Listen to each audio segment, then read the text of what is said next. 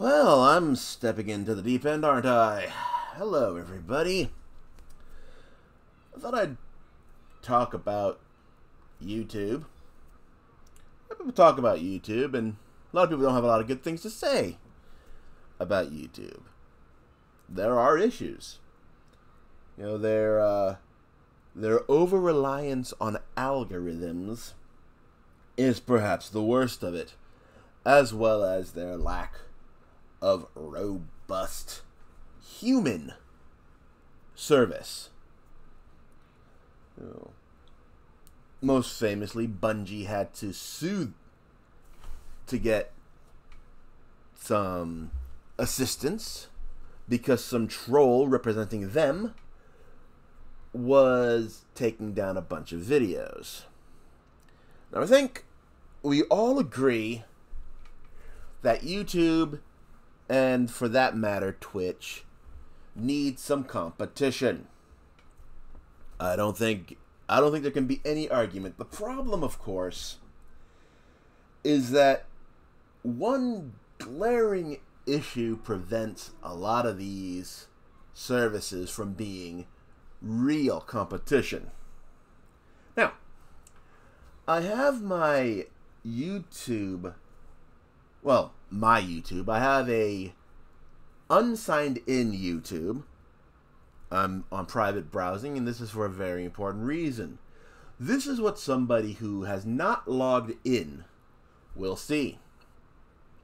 You'll notice it's benign, maybe a little bit of banal content, but mostly it's inoffensive. It's a nice, easy place to get into. You look for some stuff, you do some searches. You know, it's not super repellent. You'll notice I have to get pretty far before we get anywhere near even slightly divisive. When we talk about, we have a history post, and depends on you, right? I wouldn't even consider Infographics Show to be that controversial. It's a very nice channel. I recommend it. But the point is, the content is designed to welcome new people. Or rather, the front page, I should say. Now, we go to Twitch. Again, this is a private window, so I'm not logged in. And the same thing, it's very, it's mostly gaming content, obviously. You know, even the IRL tab, it's, you know, it's somewhat benign. You have one guy talking about Andrew Tate.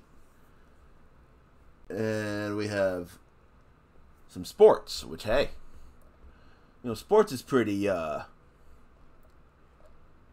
much a big deal, but you have to scroll pretty far in. You have to look for the more potentially divisive content, which is the point. Now we go to Bitchute, and right away, let me set this to the first point, so because that's what you would see first going in, and right away it's right-wing conspiracy theories and COVID denial and misinformation and the like. Instantly, anybody who's not super right-wing is gonna be repelled. On the Rumble page, Andrew Tate is given far too much screen space, as it were, and a lot of the rest of it is again right-wing conspiracy content. You know, it's well, right-wing and other crazy conspiracy content. So again, it's not welcoming. Odysee, strangely enough, is the closest to YouTube and not just assaulting people with crazies.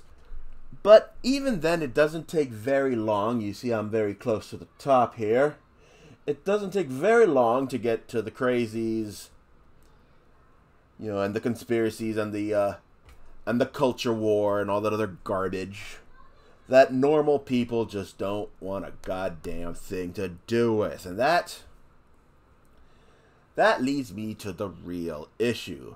Actually, I forgot one. Since we included Twitch, it's only fair that we include Dlive. Yes, of course, I agree. And it's, yeah, very few people are actually watching, apparently. You know, apparently the biggest fucking guy is 300 viewers. At least as far as I can see, it's not very active, and it's not hard to see why. Again, divisive content.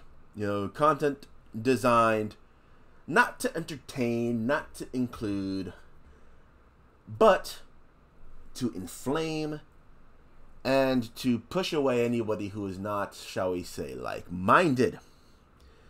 Nice bit of Russian cheerleading here.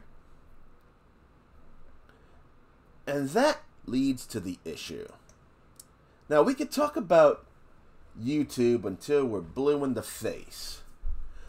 But until you have alternative platforms that are trying to bring in new people, YouTube's not going any damn where. You know, the whole point of people going to YouTube and not to Bitchute or Rumble is because people want to be entertained. They want to, for the most part, they want to have a little fun. They get off of work or whatever, and you know, the last thing a normal person wants is to have divisive garbage or conspiracy theories thrown at them. But more importantly than that, advertisers treat that shit like the plague. Do you really think for 1 second that Nintendo or Microsoft or Coca-Cola or any of these other companies want anything to do with COVID denial or misinformation or, you know, Trump propaganda or any of this other crazy shit, right? They don't want that. Corporations don't want their brand next to, shall we say, divisive content. And nobody should. It's basically, it's fiduciary responsibility. You don't want to be associated with extremist content. And it's especially true of Dlive. You know, there were people at the January 26th riot, the insurrection, who were streaming on Dlive. I think it was like 9 or so people. And, you know, that was a big hoot and a holler, to put it lightly. That probably threw everybody for a loop. You know, anybody who might have thought of doing business with these clowns. And it shows. I mean, hell, look at Dlive here. You know, there's the biggest. Is there a way to blow this up? Let me see here. Oh, yes, thank you. Okay, apparently. Oh, it's over here. Okay. Website design is another thing, but we could talk about that.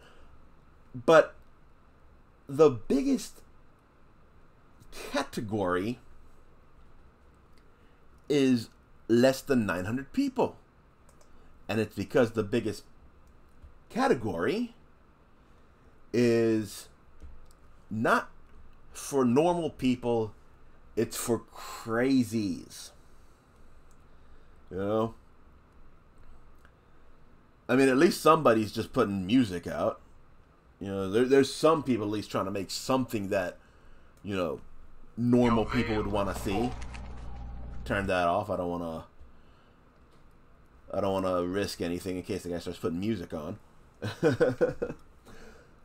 The point is not to disparage one political ideology or another. Quite frankly, I could give a damn less about politics at this point.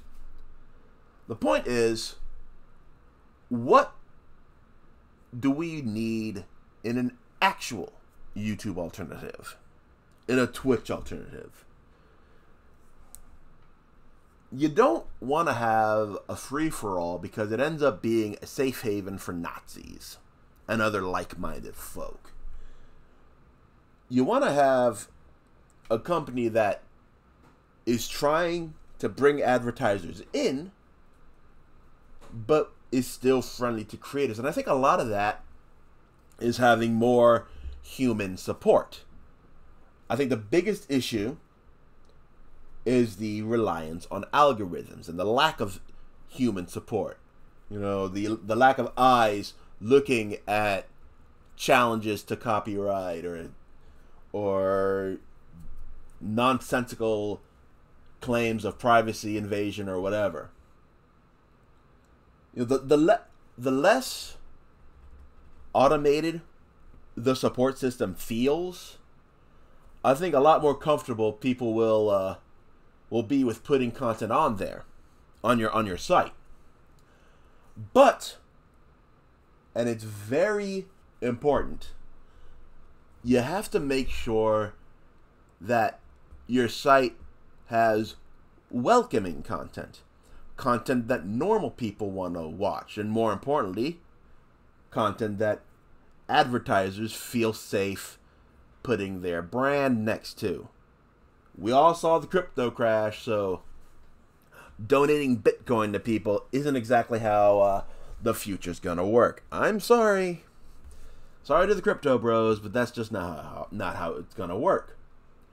There needs to be a platform that is competing for the broader market, not serving only as a safe haven to, shall we say, fringes. That, I feel, is the biggest issue. If you take YouTube and you maybe, you know, pull back a bit on the algorithm reliance, I think that's the biggest issue, is the over-reliance on automation.